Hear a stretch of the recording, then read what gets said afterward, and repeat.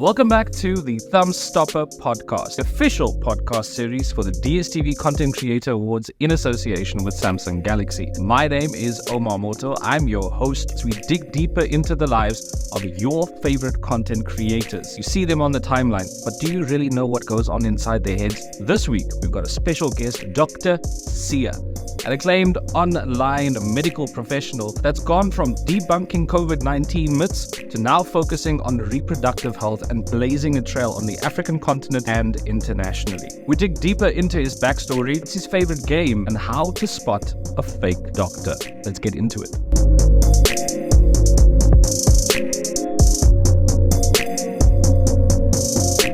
The man next to me is award-winning. He's not just nominated, he's extra special. Hi, Doc. Hi. How are you doing? Let me ask again.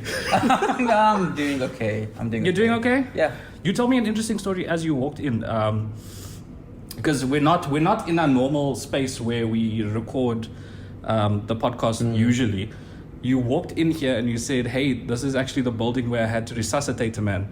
It's true. I mean, I didn't know where is this address that you gave me. I followed GPS, and as soon as I saw the parking and I remembered flashbacks, I think one of my first dates with my wife now was in this building. And as I was walking upstairs, I could see there is somebody on the ground. No. And there were people around him. Yeah. So, and I was with my daughter. Yeah. So I was like, listen, you be here. I ran. Yeah. It was like 10 meters.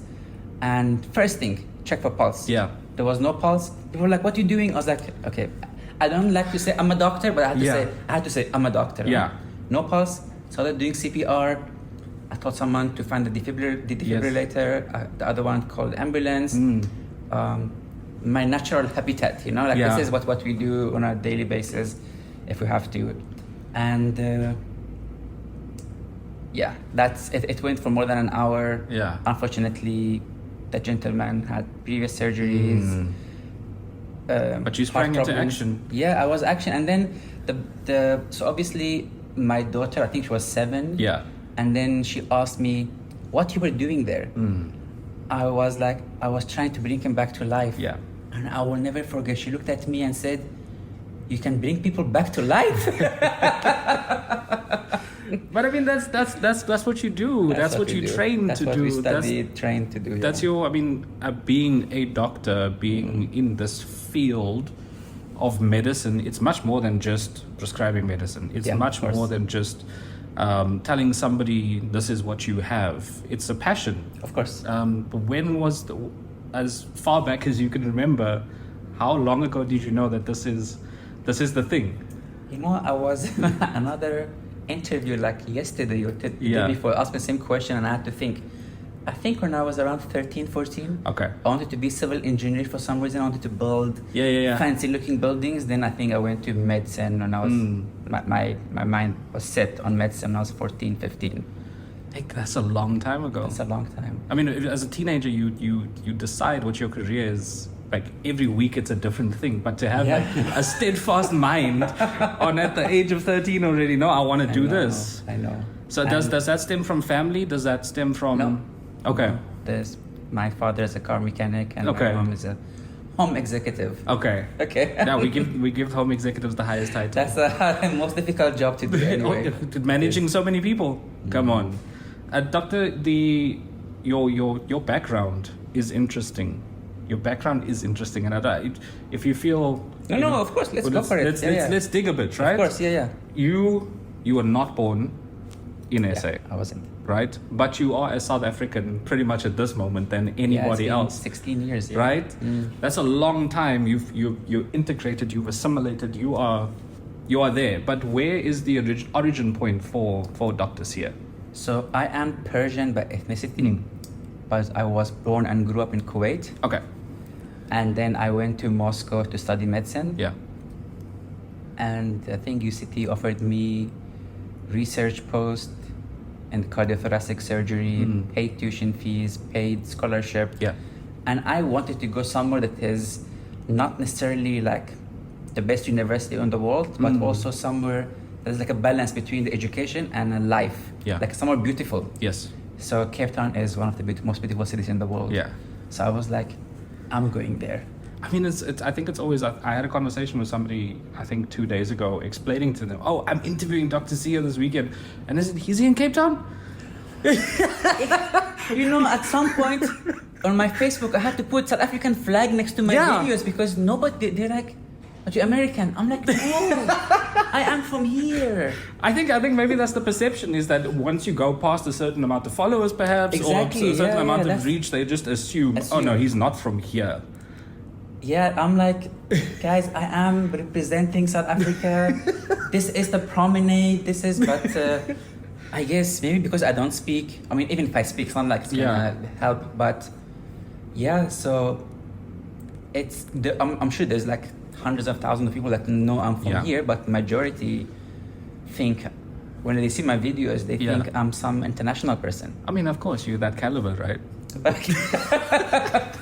Yeah, well, let's say I think to throw it back to a conversation you and I had. I think it was the morning after the awards this year. Yeah. Some of the work that you do is very much, it has to do with young people.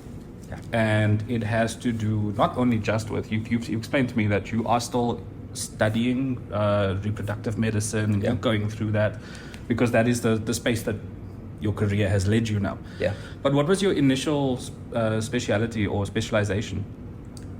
In real life or social media? In real life, I'm a general practitioner. General practitioner. Okay. Yeah. So how I went to sexual and reproductive health is that I used to debunk myths, Yes. like no videos to many all kind of medical myths. Yeah. And they all did very well. But when I debunked period myths and other sexual health myths, the amount of misinformation, because if you don't like the difference between brown sugar, white sugar, or a myth about wet hair going after getting cold, like if you don't know it, not gonna affect your life. Yes. But the sexual health myths, if you don't know, can lead to like early pregnancy, STIs, which can affect your fertility. So so the amount of misinformation I saw, I was like, I'm taking responsibility to fix the sex education in the world. And the amount of the number of questions also I get from people from all over the world, it's shocking. I'm sure I can mention this. Yeah. I kissed my boyfriend, my period is delayed, am I pregnant? Yeah. So this is such a basic thing. And I get all kind of other ones. So I was like, you know what, I'm gonna use this platform to educate people and empower them with their sexual health. I mean, more power to you, because that is not just in so many ways culturally, not just in South Africa, right?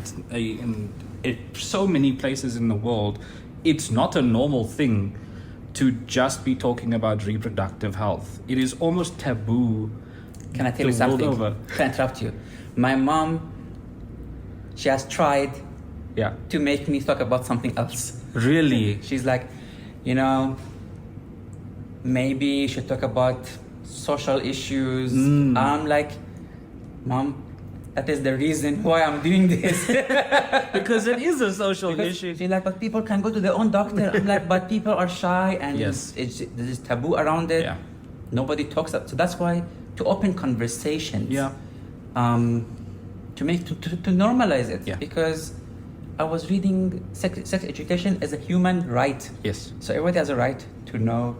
And another thing also I read that there was around 90,000 teenage pregnancies in South Africa, which I contributed to lack of sex education. Yes. So. And those could have been prevented. Exactly, just by basic knowledge. So I'm trying my best to educate. Yeah. It's difficult to do everything alone. So slowly having people from my team to support me, make it easier. Yeah. Of course, I mean you're tackling this on your own. You're a medical doctor. The cost of medicine itself in South Africa already is high. In Africa, across the globe, it is high. So in your own way, you are kind of doing pro bono. It is pro bono. Yeah, it is pro bono medical work through your videos, and I find that to be, it's not just admirable, but it's also kind of necessary, because you're not necessarily going to the doctor just to check, oh, my period is late. Yeah. You're not maybe going to go to the doctor. I heard on the radio the other day, a woman calling into one of the shows here in Cape Town saying, I found a lump in my breast. And the earliest that I can actually get an appointment to go and have that biopsied is next January. And the space that we live in is very difficult for people to just to go, okay, cool, I'm going to go find out what this is, because there's this split between private, public, Definitely. and the in-between, and you kind of not necessarily fill the void, but you are an addition to that. You're not giving medical advice, but you're telling somebody... Guidance. Yeah, it's guidance. When you do go to the doctor, just say, hey, I heard this from this guy. Is this possibly true? And I think that when it comes to credibility, have you ever been challenged? No. When it comes to what you put out? So at this point, I'm not sure if I told you, my videos are generally like 12 seconds, 13 seconds. Yeah. I spend 6 hours of research on these ones. Maybe before I spent 3 hours or 4 hours. Yeah. And I wasn't very thorough. So I've maybe like 2 or 3 years ago, I've talked about topics that were controversial, not necessarily right, not necessarily wrong. Yeah. So I started to avoid such topics. If there is no 100%, 12% evidence that is true, I avoid talking about them, because now I'm also like associating myself with the World Health Organization, which I'm helping them with some projects. So, and when you are working with such people and have friends who are well known over the world, you cannot just talk about whatever you feel like. It must be scientifically backed. Same goes with brands. When they come to me and they're like, I want you to be face of this product, and I'm like, fine. And I've been offered big monies, but I'm like, if there's no scientific evidence, I'm not your willing. face is on it. You associating yourself with it. And if something that is not proven goes off social media, I will be... And then there's no more campaigns. There's no more campaigns. So that's my value. Nothing to do with in general, like from beginning. I think you are involved with big projects, and I don't know if are you allowed to say what, like with the WHO? Yeah, of course. What is the project that you're involved with them? So one of the biggest highlights of my social media career. I started in March of 2020. By November of the same year, the head of the digital team messaged me and said, we are proud of your work. Oh, wow. And I was shook. Like, like Tom and Jerry, their mouth dropped. Like, I was like that for a few seconds. I'm like, who's pranking me? Who is this? I went to, it was on LinkedIn. So. Oh no, then you know it's legit. But like you don't, I mean, before you open, go to the profile. So, and he said, we'd love to work with you. And then he mentioned me in one of his posts because of I was trying to raise awareness on COVID-19 and everything. And then I joined the first meeting where they wanted to gather more health influencers to do a similar job of mine, but like all collective together. And that initiative is called FIDES. FIDES. So FIDES is a WHO initiative that we are gathering healthcare workers around the world to fight misinformation and raise awareness on. My job kind of is to come up with system to vet creators. I mean, you can apply, but there is a system that you need to adhere to. So that's it's a very recent thing, but it's great work. It's a 1 foot there. So it's a very satisfying, rewarding, and it's exciting for me because I've been doing this alone, and I have friends here and there who are doing it, but to do all of us collective. And it's not like only English speaking. There are the Arab world, there are Brazilian people, there are French, and there are governments involved. So it's like going to be a huge thing. That's wild. It's exciting, That's wild. You're just influencing the influencers, right? I mean, I didn't even know that a health influencer is a thing. I didn't even know that that's a. So that's the thing. So we're not gonna have health influencers. Like if you do health, we're not gonna take you. You must have credentials. You have to actually have the credentials. Credentials, Which kind of leads me to something I do want to talk about. Oh my god. I know this is okay. Look, if you don't want to talk about it, let's talk. We can talk about anything. Here. I don't wanna. We don't necessarily have to. No. Talk about anything. Okay. First of all, how do I spot a fake doctor? Because remember, to go back to what we said about access to health. Yeah. Right, access to health in South Africa. It could very simply be somebody just walking into the wrong office. Somebody has a posting and says doctor whatever, and they walk into the office. It looks legitimate. You go into the back. There's a stethoscope. There's this. There's that. What alarm bells, or rather, what red flags should people kind of look out for when they do go? It's very difficult, especially in Cape Town, to have a practice and be fake. Okay. But if, let's say, I'm on social media and I'm talking about some random thing, there is a way for in South Africa to go search that person on the Health Council. Okay. So HPCSA is the Health Professional Council of South Africa. Yes. So if you go to Google, type HPCSA, I register, like all one word. Yeah. The first link that comes up, you click on it. Okay. You put my name. Forget my surname because I don't think anybody else is Siamak called. Yeah. Put my name. You put medical practitioner, and my registration will come up and it says active. Okay. So that's one way. Yeah. With this doctor that was online, I'm sure we can say. Yeah, we can say Matthew. Dr. Matthew. Yeah. No, Matthew Lani. So I saw him before. Okay. And I had brands who'd be like, you know what, we are working with this doctor. And I was like, you just don't compare because we are different things. If somebody asking you for one price, it's because of credibility and everything. I saw him advertising products that are not scientifically proven. Okay. So I thought people do mistakes when they are like starting. You know, when I was small, when I was small, when I was small following, I would definitely done something for money, for example. So I was like, maybe just starting 100, 200,000 people offering money. Why not? Yeah. Multivitamin, whatever. And I'm not a police. I don't like to police people. But I have seen others who call themselves doctor. Yes. But there is nothing on the website. Yes. And I have searched similar such people on the HPCSA website, and they are not there. Yeah. I don't feel upset about what they do. I feel upset for people who fall for it. Okay. That's my only worry. Of Like course. I saw somebody who says she's doctor of this. Yeah. And she's in that profession. Basically, you don't study medicine. You study something else. Yeah. And then she called herself a doctor and she gave advice. You might not know doctor of medicine and doctor of natural medicine, for example.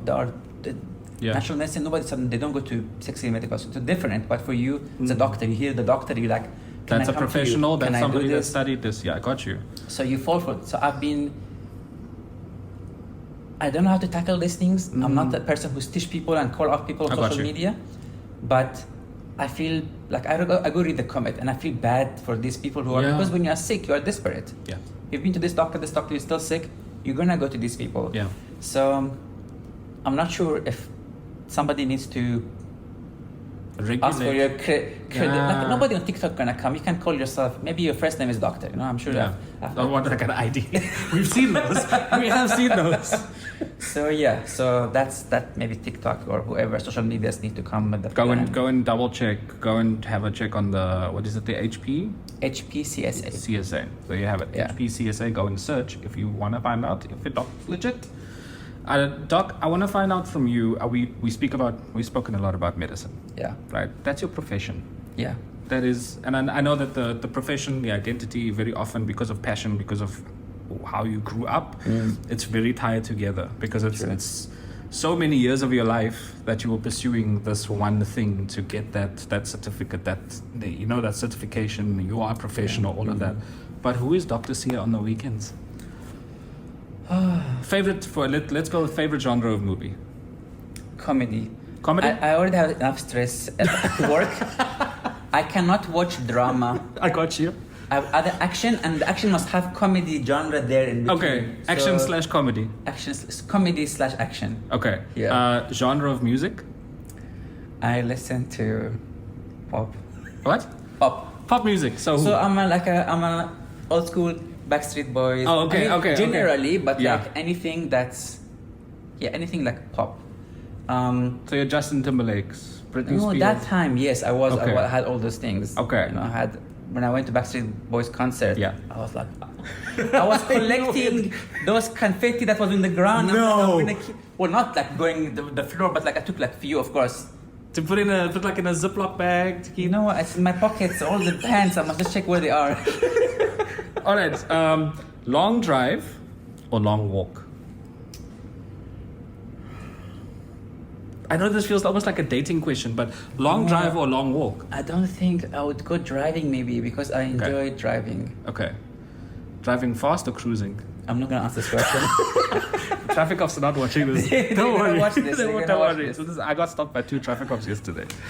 While we were walking, funny enough, on the Sea Point Promenade, we had a walk for breast cancer awareness. Oh, okay. Yeah, and this radio show that I'm on, we are well known for not paying fines.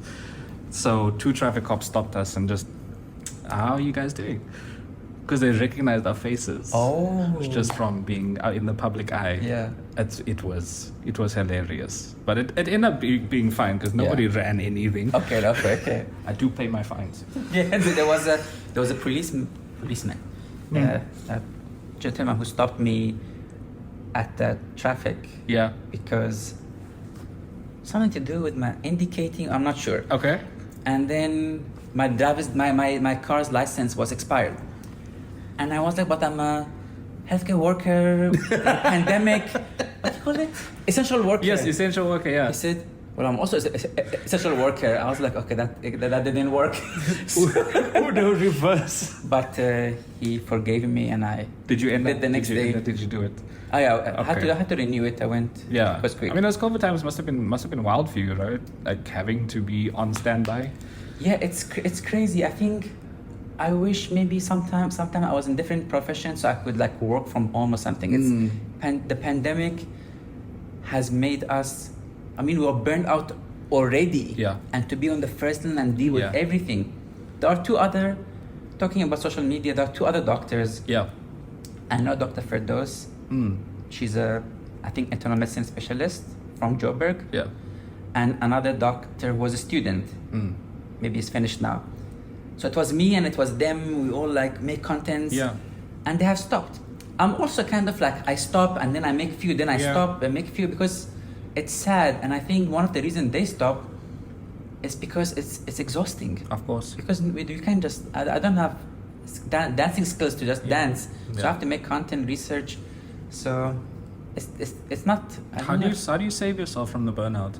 Or do you burnout? Or do you just let it? Just let it happen. I just stop making content for like a month or 2. Just don't think about it. And and then come back. Because it's. I mean, we are also kind of talking to content creators as well, like people that are starting, that are seeing examples like you, seeing examples like other content creators that have built a following doing what they love, and those questions are a constant sometimes with, am I pushing myself too hard? It's true.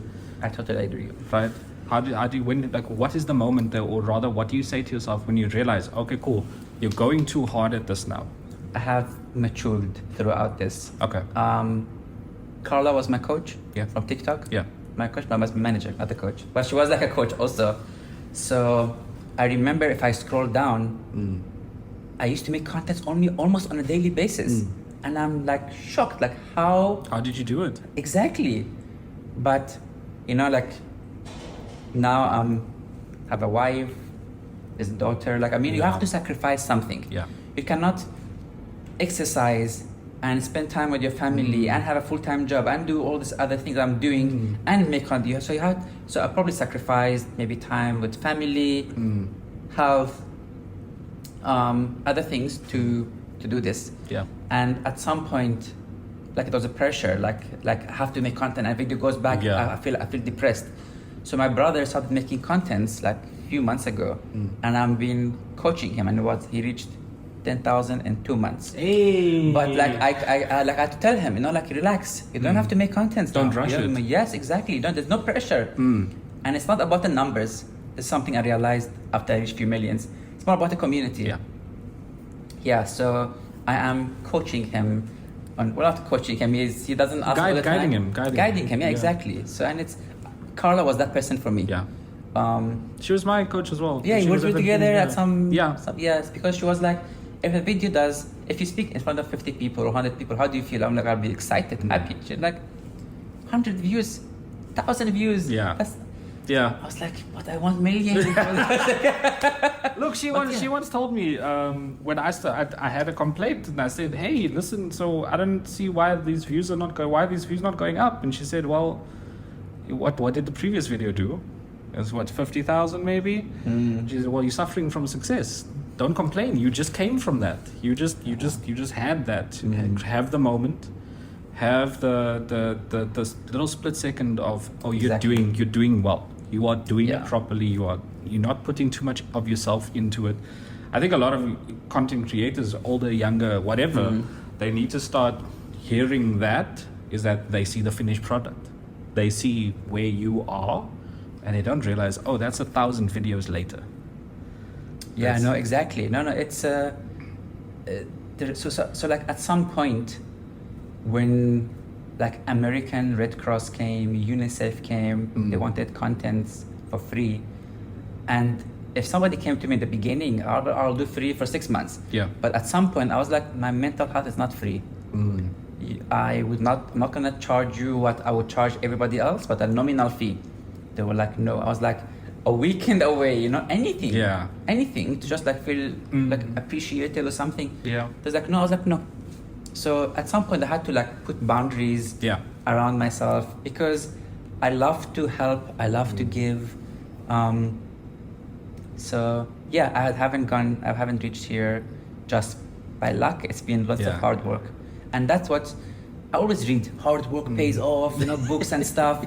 But when I started, and I could see there's a gap there. There is nobody in South Africa doing this. And I went after it. Yeah.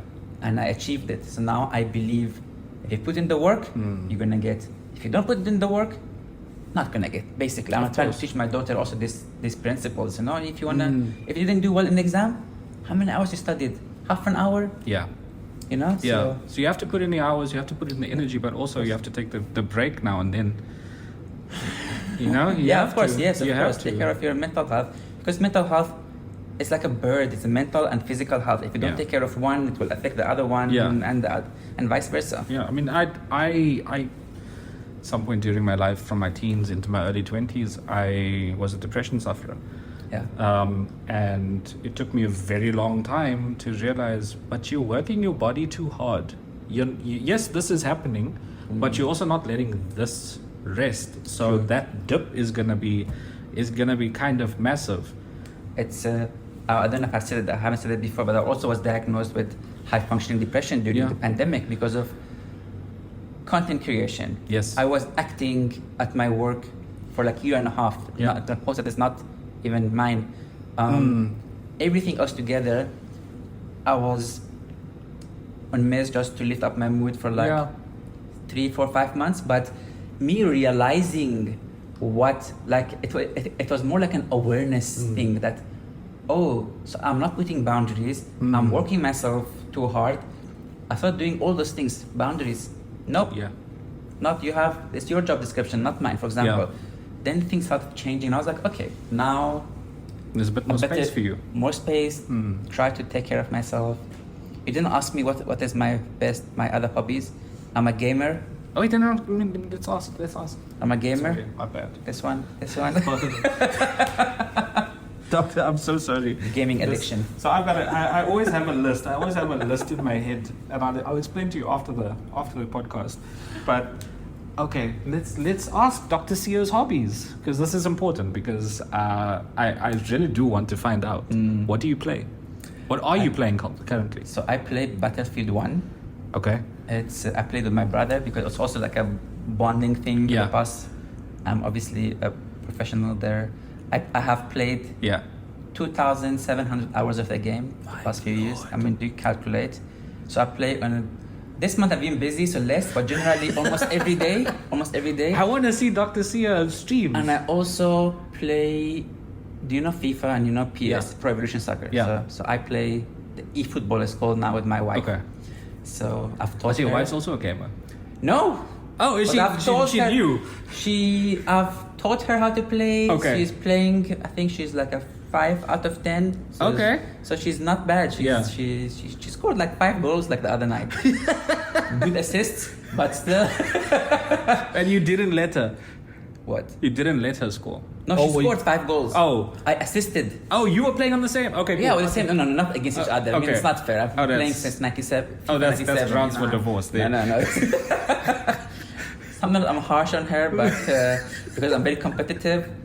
And sometimes, like, if we don't win, I don't go to sleep for like 2 hours.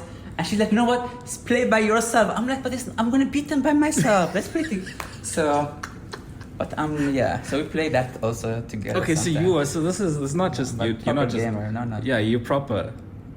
This is a surprise actually. I know people look at me and they're like, you. No, but I mean, maybe it's unfair. Maybe it's unfair to say. No. Maybe it's unfair to say. Oh, I'm surprised that you were gamer. I'm also captain my football team in university. Okay. I compete at a national level in Russia in athletics. What? So I'm a sprinter. Yes. So Damn, dog. That's wild. I can't show you my cuffs here, but there's a video I do it at the beginning. You can go back. Oh, no, we'll do a video afterwards. we'll do it. If you like calf videos, I'll show you. Maybe not. He's not wearing shorts today, so we can't do that. It's hot in Cape Town. Part 2. Thank you so much for tuning into this week's episode of Thumb Stopper. Thank you so much to Dr. Sia for taking the time out to chat to us. Remember to like, share, and comment below who you'd like for us to talk to next. That's it for this week. Omar Moto, out.